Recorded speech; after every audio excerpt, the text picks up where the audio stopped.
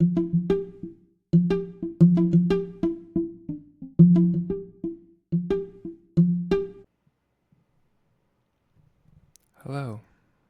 and welcome to the Drop of Light podcast, episode 4, with your host, Mike. A place where, in this dark world, I hope to offer a drop of light. So, get cozy, relax, grab a tea, or if you're on a walk or a ride, just exhale and welcome. Today's topic is going to be about cause and effect, or how I initially labeled it, how to have a good day, how to have a bad day, and I see it as related to the universal law of cause and effect. I drop an apple, it falls to the ground. I repeat negative or bad things, probably going to be a bad day. I repeat good things, could be a good day.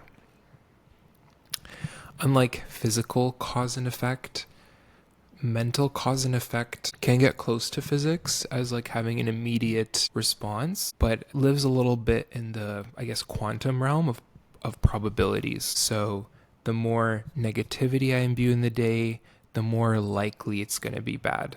There's a small chance it could be a good day, but it's unlikely. Similar, the more positivity I imbue in a day, it could still go bad. Like outside things might still come up, but it's unlikely. Or even if they do, my positivity is more likely to triumph the more I built into it. Like if I have a practice of repeating to myself, I look great, right? And someone comes up and says like, you're ugly, then I'm less likely to take offense because I'm like, I think I look great. And then there's other people I know look great, and looks is an objective thing, you're less affected. But if in my head I'm like, I don't know how I look, I'm not sure, maybe I am kind of ugly, and someone says that can really set me back and be like, whoa, that person just confirmed all my thoughts. Rather than if your thoughts are already set up in a way that it creates a protective layer. If we have this kind of positive like shield around us, that doesn't mean negative things can happen. It doesn't mean we shouldn't investigate and talk about negative things, but not to dwell, to not fall into kind of, not to stay there. Just like in the positive, you can't always stay in the positive and you can't always stay in the negative. It allows you to move kind of the freedom of back and forth. There's more I want to say that'll make sense. Before I get into that, have some personal stuff that I think will be helpful. I had a personal therapy session today, and it was a good reminder of, for anyone thinking about therapy or has tried it but haven't done it in a while, or not doing therapy, or even if you are doing therapy, like if there's anything that happened in your life that feels like, that feels off or weird, or you get a weird feeling about like that thing happened, like what was that? But you feel like you can't tell anyone because it's so off or weird, tell a therapist. That's probably the best place to do it. And I was in a session, it was the first one, I was recalling some things, and I just I forgot how much I was kind of holding back, like a story that I've kind of told myself to stop saying because it was just so weird, or like so negative. And it was there, and it was sitting inside me, and then I was able to say it, and it was like a moment of release. And every time you can say something, you are kind of releasing it. But the magic is you want to say it to the right people. Ideally a therapist is the right person. Obviously not all therapists can be, but I'd say most therapists are. So try it. And then the goal would be like, you just go, you tell the person these things that happened, and don't expect anything. They're just there to listen. They're not there to tell you what to do. They're not there to make it all better or make it go away. They're just there to kind of listen and just take it in. And then they might ask what you want. They might offer something that's like gentle and healing, but whatever they're offering, it's not meant to like make everything that happened go away. It's just meant to give you some ease of being like, look, you said all this painful stuff. Here's something that can that can help for now. The healing is already happening.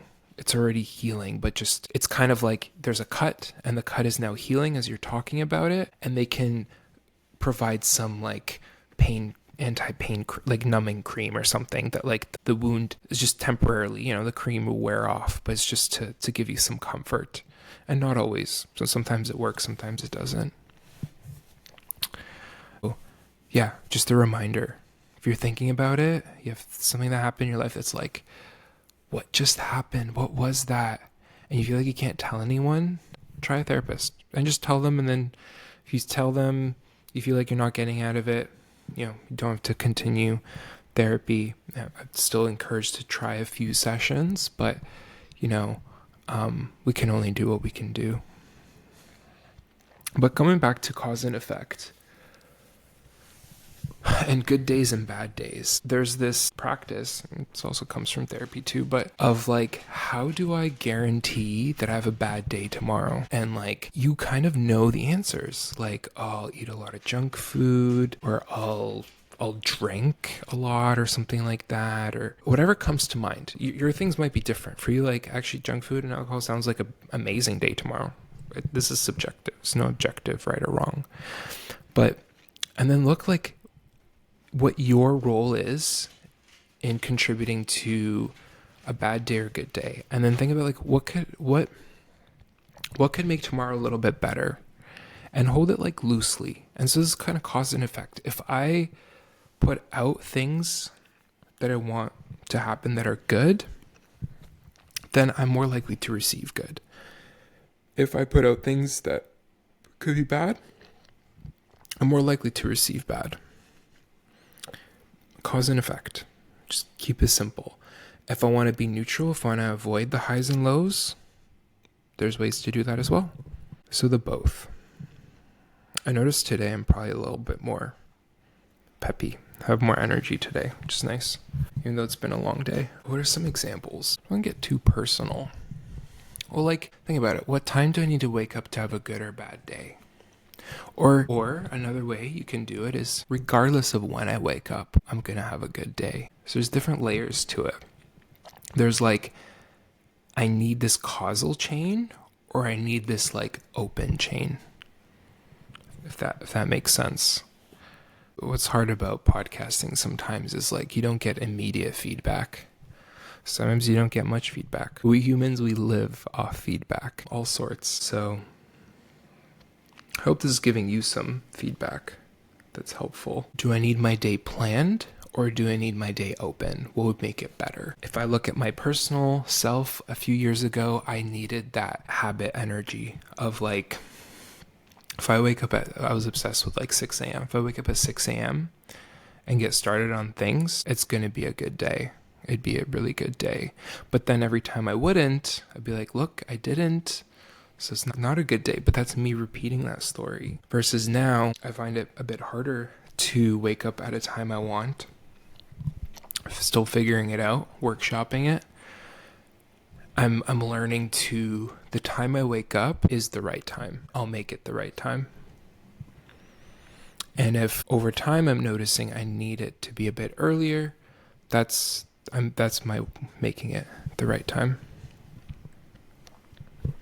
Yeah, this one's so clear. Such a clear answer. It's an effect.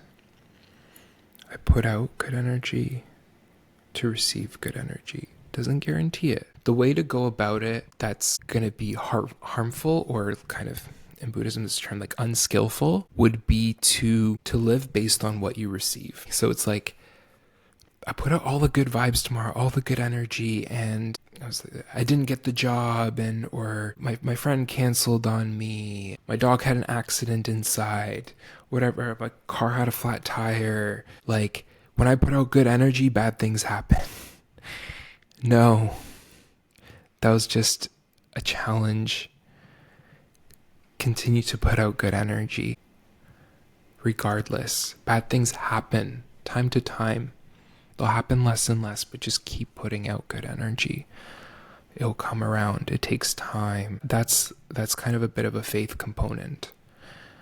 Because what's the alternative, right? It's kind of like, okay, so I put out all the good vibes and I got a flat tire. So good vibes are useless. Really? So now what? You're going to put out bad vibes and you can be like, oh, I put out all the bad vibes and good things happen. It's kind of like if you keep expectations low, all you can have are good expectations. But then,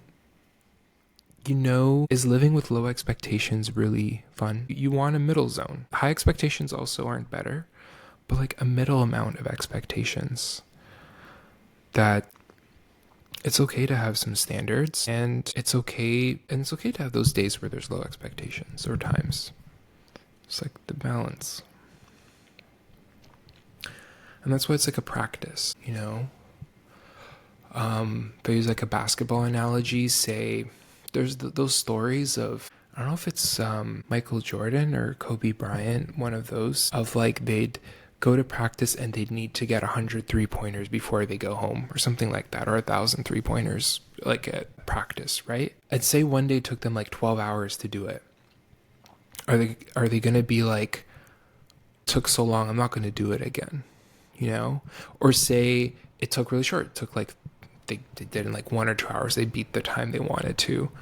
Are they going to be like, well, I'm so good, I don't need to do it anymore? No, you go regardless. Regardless of the outcome, you show up because that's what's important to you. If you like care or love for basketball, you show up regardless. If you care or love for your life, you show up every day in the best way you can. And it's not always going to be perfect. There's going to be those bad practice days and good practice days. When moments that matter come up, or like those games that matter come up, you've prepared yourself to the best of your abilities. So it's the ebb and flow, cause and effect. Yeah. Unlike physics, you get out a probability. And when you're a kid, you absorb all sorts of energies. That's kind of like your base stats, right? And then as you're an adult, you get to modify those stats. You get to work on them. That's where the work happens. And if you start with low stats, that means you're going to feel so much more progress. Versus you start with high stats, it's kind of like, okay, you can work on it, but the progress is going to get smaller and smaller. And maybe it's a limiting mindset. The progress could still be big, but always treat it relative, right? To how you started. There's a quote I really like, your only kind of competition is kind of like you yesterday. And it's not always about getting like better and faster than yesterday, but it's just like about having like a really good day relative to yesterday. And you kind of build on it. You create these chain effects. Like this podcast, there's episodes. Episode 1, then 2, 3, 4. There's a sequence to it. There's not references and things like that, but there's the way I talk is evolving slightly. And you might want to just see the final evolution. You might want to see a beginning and end. You might want to see the whole progress all the way through. And that's kind of the point of these podcasts. Initially, I thought it'd be like, I teach some stuff, and that's what I start with. But the reality is, I do like to mumble, and I want an outlet for it. So yeah. And that's time for today. And like always, I have deep care for you. You're going to do amazing. Take really good care of yourself. Be so, so kind and gentle to yourself. And you are so, so loved. Thank you. And have a great day.